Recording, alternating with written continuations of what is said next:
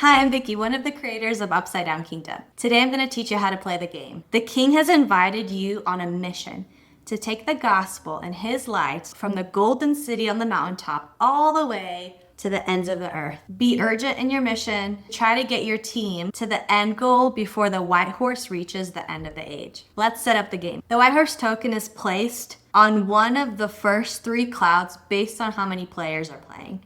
For a 4-player game, you'll put it on the very first cloud. 3-player game, you put it on the next cloud. And for a 2-player game, you put it on the 3rd cloud. Set up the kingdom tiles all facing desert side up. Now you're starting at the center of the board at the Golden City. On your turn, you're going to roll the dice and move the number of spaces that you roll. Now, there are 5 different spaces that you could land on. The first is a desert space. If you land on a desert space, you'll pick up an anti-kingdom card and put it face up in front of you. If you land on a garden space, you'll pick up an attribute of the king card and put it face up in front of you. The third kind of space is one of the chutes and ladder spaces. There are 2 spaces that will set you forward and advance you in the game.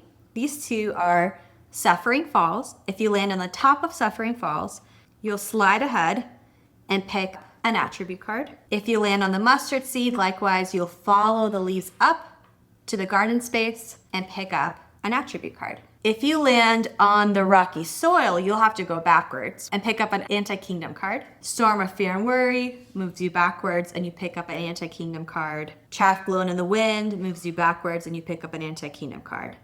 Now, there are 2 spaces where if you land on it, you lose your next turn. This is the Pit of Despair and the Root of Bitterness. The 4th type of space that you can land on is a cloud space. When you land in a cloud space, the white horse advances 1 cloud closer to the end of the age. However, if you're holding more than 2 anti-kingdom cards when you land on any of the cloud spaces, the white horse has to advance 2 clouds. The 5th type of space that you can land on is a kingdom tile. When you land on a kingdom tile that's desert side up, you pick up an anti-kingdom card. When you roll a move and you land on a kingdom tile that's already been flipped, it's the kingdom of God side up.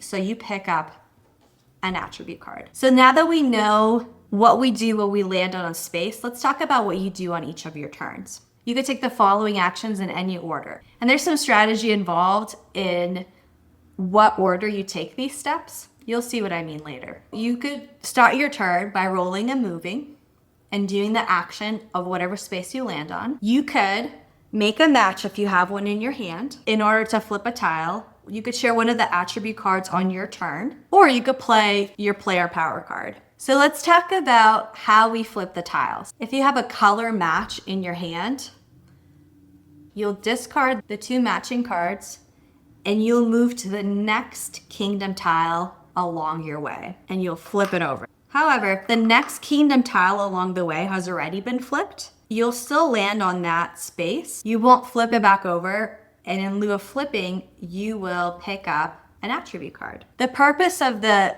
kingdom tiles is twofold. The kingdom tiles act as milestones. When you make matches and you flip, it helps you get to your destination a lot faster. You're able to jump to the next milestone space. And secondly, the kingdom tiles change the board as you play. At the beginning of the game, there's going to be a lot more opportunities to land on desert spaces.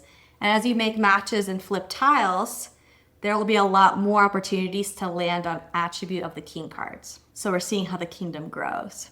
Now, among the attribute cards, there are help cards. These help cards prevent you from certain setbacks if you're holding them when landing on a setback space. If you land on the Root of Bitterness and you have the Forgiveness card, you don't lose your turn.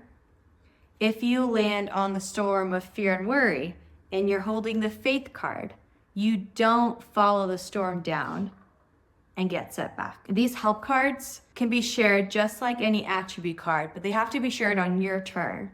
So you have to have some strategy and foresight to share certain cards with your friends so they don't experience a setback, or hold on to them yourself so you don't experience a setback. These cards also double as regular attributes that could be matched against anti-kingdom cards. Hope gets you out of the pit of despair, but you could also use it to match a new red anti-kingdom card. The love card is one of those cards where it could be used to match against any anti-kingdom card because love puts off a multitude of sins. Similarly, faith can be used to put off any anti-kingdom card. You could play the grace card to bring the player furthest behind up to your square. Now remember, there's some strategy involved. You could roll the dice, make a match if you have one, and share a card. But sometimes it's more advantageous to make a match first, skip to the next kingdom tile, and then roll the dice. Now remember, the goal of the game is to make it to the ends of the earth before the white horse reaches the end of the age. If at any point in the game, the white horse reaches the end of the age, the game is over, your team has lost, but you get to try again next time. That's all you need to know to get started. Enjoy your game. Click on this video where we're going to talk about how this could be a teaching tool to learn about the kingdom of God and how this game points us to Christ.